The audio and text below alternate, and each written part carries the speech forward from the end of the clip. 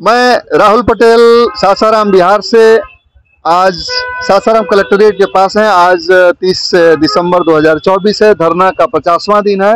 यह अनिश्चितकालीन धरना चल रहा है। धरना के दो मांगे हैं, जैसा कि आप यहाँ पे देख सकते हैं। बैनर में कदवन जलाशय की मांग है तथा दूसरी मांग है एमएसपी गारंटी कानून की। एमएसपी गारंटी कानून संयुक्त किसान मोर्चा की राष्ट्र स्तर की मांग है और कदवन जलाशय एक स्थानीय मांग है जो बिहार के दक्षिण बिहार के 8 जिलों को प्रभावित करता है। आज हमारे साथ कुछ नए गेस्ट जुड़े हैं। एक तो मुजफ्फरपुर से चल के आए हुए हैं नीरज जी, जो किसान समागम चलाते हैं, और दूसरे हमारे साथी जुड़े हुए विश्व प्राकृतिक परिषद से जसवंत सिंह जो आरा से आए हैं, और बाकी हमारे भंते जी और संस्थापक अध्यक्ष रामाशंकर सरकार और नारायण जी बौद्ध यहाँ हमारे साथ हमेशा रहते हैं इस धरना पर। आइए हम जानना चाहते हैं कि वे क्या इस धरना प्रदर्शन के बारे में, इन मांगों के बारे में कहते हैं। जय किसान नीरज जी। जय किसान जी, बताइए आप इस धरना में आज आए हैं, आप क्यों आए हैं, आपकी क्या सहानुभूति है मांगों के प्रति, और ये जो किसान है, आप किसान नेता भी हैं, बताइए। असल में हमें आना तो पहले ही था, लेकिन व्यक्तिगत व्यस्तता के कारण से और दूसरे आंदोलनों में जाने की वजह से थोड़ा विलम्ब से आप आए हैं। और ये तो वर्षों से इनकी जो मांग है, जायज़ मांग है, वो लंबित है और सरकार को इसे अविलंब पूरा करना चाहिए। या तो सब समस्या ये पैदा हुई है कि सोन नदी में पानी का प्रवाह कम हो गया है, इससे यहाँ जल संकट पैदा हो गया है। या तो सरकार को चाहिए कि मध्य प्रदेश और उत्तर प्रदेश की सरकार पहल करके वहाँ जो बांध बनी है उसको तोड़वा दे, ताकि सोन नदी में पानी का प्रवाह प्राकृतिक रूप से हो जाए।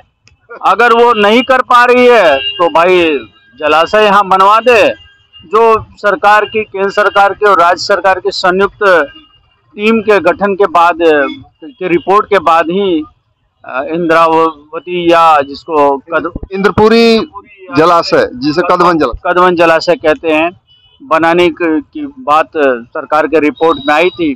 तो सरकार अपने रिपोर्ट में आगे तो बढ़ी, 34 करोड़ रुपया खर्चा की, लेकिन उसके बाद जो 44 सालों में भी ये पूरा नहीं हो पाया। ये एक तरह से कहा जाए कि भ्रष्टाचार की भेंट चढ़ गई तो कोई अतिशयोक्ति नहीं होगी। दोबारा नीतीश कुमार जी भी यहाँ पे आए और उन्होंने भी आश्वासन दिया, और उनके जल संसाधन मंत्री संजय झा जी, उन्होंने भी कहा कि हम डीपीआर जल्दी बनवा के और उसको काम आगे बढ़ाएंगे। शायद 15 करोड़ रुपया का आवंटन भी हुआ, लेकिन वो भी भ्रष्टाचार के भेंट चढ़ गई। तो समस्या जहाँ का तहाँ है, और यहाँ का भूजल स्तर जो है काफ़ी नीचे चला गया है। कई गांव में हैंडपंप से भी पानी नहीं आ रहा है, चूँकि नहर में पानी नहीं है, वहाँ से आ नहीं पा रहा है। तो एक बड़ा समस्या। दूसरी बात है कि उस समय से ही, शुरू से ही ये धान के कटोरे के रूप में विकसित किया गया। तो अब धान की खेती किसान अचानक तो छोड़ नहीं सकते हैं, तो उनके सामने भी एक संकट है कि धान की खेती कैसे होगी। बगैर पानी के तो धान की खेती हो नहीं सकता है।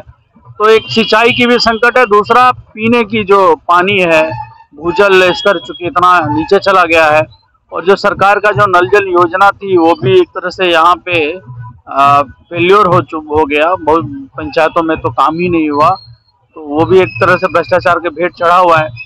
तो सरकार को चाहिए कि कदवन जलाशय अविलंब पूरा कराए, शुरू करके, और उसको समाप्त करे।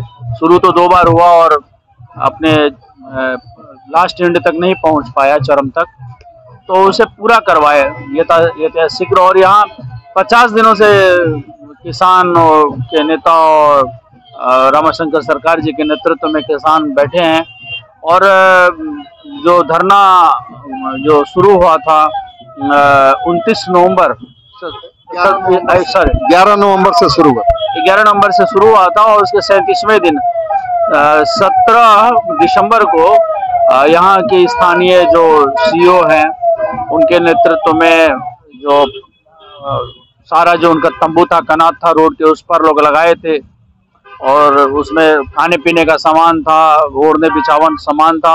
और रात को 11 बजे इस जाड़े के दिन में जो उनके साथ बर्बरपुर कार्रवाई हुई, लोकतांत्रिक आंदोलन को कुचलने का एक जो प्रयास हुआ यहाँ के सीईओ के द्वारा, उसकी हम निंदा करते हैं, भर्त्सना करते हैं और उन पे भी कार्रवाई, आवश्यक कार्रवाई यथाशीघ्र सरकार को करनी चाहिए। मैं जय किसान, आपने शुरू में बताया जसवंत जी कि आप विश्व प्राकृतिक परिषद के संस्थापक भी हैं, उसके बारे में जरा बताइए। जी, हमारा परिषद हमने इसलिए बनाया कि हमने जीरो बजट की जहरीली कृषि की जो क्रांति हुई, उसके तहत कि ये हमारा फूड पूरा बर्बाद हो चुका है, जमीन बर्बाद हो गया है, अब पानी की समस्या आ रही है, हवा बर्बाद हो रहा है, तब हमने विश्व प्राकृतिक परिषद का एक स्थापना किया कि पानी के प्रति, हवा के प्रति व्यक्ति एकदम अनभिज्ञ हैं कि और जीवन का मूलभूत आधार चीज है हवा, पानी और मिट्टी। इससे बिल्कुल हम अनभिज्ञ है, केवल पैसा के पीछे भाग रहे हैं, आधुनिकता के जाल में हम फंस चुके हैं। आज बिजली चली जाए, रोड बंद हो जाए, नेट बंद हो जाए, आपका सारा काम खत्म हो जाएगा। तो इसलिए हर व्यक्ति को पानी के ऊपर, कि पानी की जो समस्या है, लेयर है, हवा प्रदूषण हो रहा है, पैकेट का सामान खा रहे हैं हम, पानी के लिए टंकी बैठा रहे हैं, सबमर्सिबल लगा रहे हैं, पानी से इतना बर्बाद हो रहा है, कोई अवेयरनेस नहीं है। जी, मैं आपसे जानना चाहूँगा जसवंत जी कि चूंकि ये भोजपुर, तो ये जो सोन का बेसिन है, सोन नदी का बेसिन, उससे ये भोजपुर जिला प्रभावित होता है, उसमें वहाँ पे सोन नहरें जाती हैं। आपके यहाँ के किसान इस पानी के संकट से कैसे जूझ रहे हैं और उनको क्या फायदा होगा कदवन जलाशय से? ये बिल्कुल सही मांग है कि कदावती परियोजना हो या एमएसपी, हमारा भोजपुर जिला है इससे पूरी तरह प्रभावित है। सभी जगह जो हमारा पहले तो जी चापाकल 25 फीट पर पानी अच्छा से देता था, अब हमारे गांव या आसपास के गांव में सभी जगह सबमर्सिबल का यूज होने लगा। ये पूरी तरह से स्पष्ट है। तो जो जल संसाधन विभाग के आंकड़े हैं कि 10 से 40 साल के अंदर यहाँ पे त्राही त्राही मचेगी इन 8 जिला में, वह बात अभी ही सत्य होती दिख रही है, आप कह रहे हैं। जी, सोन का जल स्तर से ही हमारी भोजपुर की भूमि को सिंचाई ही नहीं, पानी पीने का, पानी का भी स्तर का लेवल सही रहता था। और इतना सोन की, एक तो बालू की कटाई दिन ब दिन इतनी तेजी से हो रही है और पानी का स्तर उसमें है नहीं, तो पानी का लेयर बहुत नीचे चला गया, हमारे होश में 10 से 20 फीट नीचे चला गया है। ये बहुत दुर्लभ चीज है और ये कदावती परियोजना ही नहीं, कदवन जलाशय तो सरकार जी ये बहुत बुढ़ारी की उम्र में इतने 50 साल बैठे हैं और ये निरंकुश सरकार को ये प्रकृति की चिंता नहीं है, अर्थात पानी बेचने का ये साजिश है, षड्यंत्र है। और दूसरा क्या हो सकता है? ये अब हवा बेचना, पानी बेचना, प्रकृति को क्षति पहुंचाना, सरकार इतनी निकम्मी हो चुकी है। तो चूंकि आपके अनुसार ये भोजपुर जिला के किसान बुरी तरह से प्रभावित हो रहे हैं, तो आप अपने जिले के किसानों के लिए क्या कहना चाहेंगे? नहीं, हमें सभी किसानों से आह्वान करना चाहता हूं कि आज यदि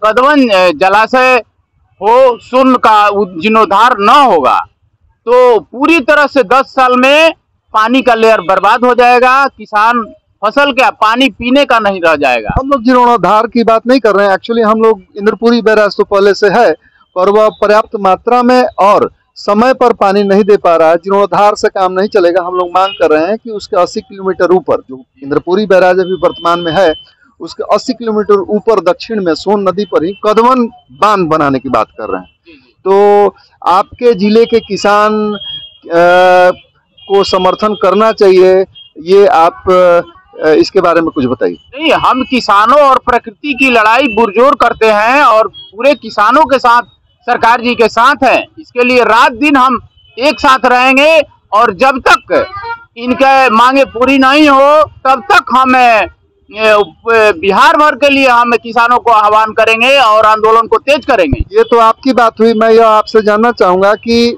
इस आंदोलन को और बड़ा बनाने के लिए आप व्यक्तिगत स्तर पे अपने जिले के किसानों के साथ क्या करेंगे, बैठ के या इस तरह की कुछ? जिला के किसानों के साथ भी हम जाकर बैठेंगे और प्रशासन को और बिहार सरकार को वहां से भी हम चिट्ठी देंगे और आह्वान करेंगे कि आप यदि इस पर निर्णय नहीं लेते हैं, शीघ्र निर्णय नहीं लेते हैं, तो हम आपके लिए रोड जाम, चक्का जाम और रेलवे जाम तक की भी होने का संभावना हम व्यक्त करते हैं। बहुत बहुत धन्यवाद। तो आप देख रहे थे ग्रामीण संघ। मैं राहुल पटेल, सासाराम बिहार से। हमारे साथ दो नए साथी जुड़े थे। मुजफ्फरपुर से चलकर आए नीरज बाबू और आरा से चलकर आए जसवंत बाबू। धन्यवाद। जय किसान।